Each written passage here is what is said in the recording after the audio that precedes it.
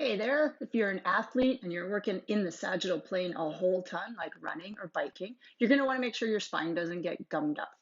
So I'm going to go with 3 movement patterns that really just rotate the spine with a start here, a second option, and a third.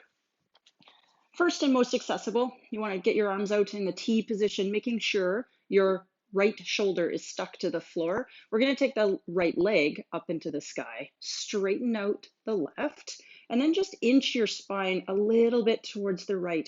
And we're just going to allow passive rotation here. Now your job is to let that knee bend whenever it needs to. Try to keep your waistline up off of the floor slightly.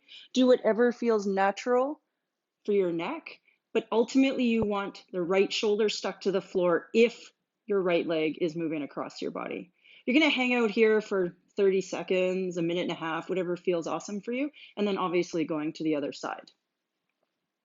Your second option for mobility through that spine, if that one feels good for you, we're going to come into just a kneeling position. You're going to get your butt right back down on your heels and come into a bit of a arm plank, I suppose. You're going to take one hand and stick it to the back of your head. Push your head into your hand. You're strong through what is now your right shoulder girdle. And we're just going to lift up. So you're finding strength in your upper back to make sure that you can find rotation. Our lumbar is locked into place so the hips and low back don't get to do this movement for you. Sliding the shoulder blades towards each other and pulling yourself slightly further around each and every repetition. I'm just tapping my elbow down.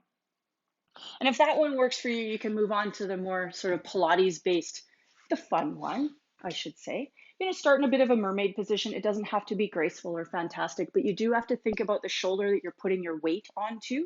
And again, reminding yourself that you're looking for mobility through your spine. So we're going to push into that bottom leg, come up into a rainbow shape. My shoulders and my hips are all facing forward, so I've got lateral flexion. From here, I'm going to hike my hips. Find some rotation as I reach for my lower ankle, come back into rainbow, and come all the way back down. So obviously you don't have to do it in that big of a sequence. We can do rainbow and come down. You could find yourself in rainbow and just move into that pike position and back. You could do 1, you could do 20, you could do however many works for you, moving through your spine.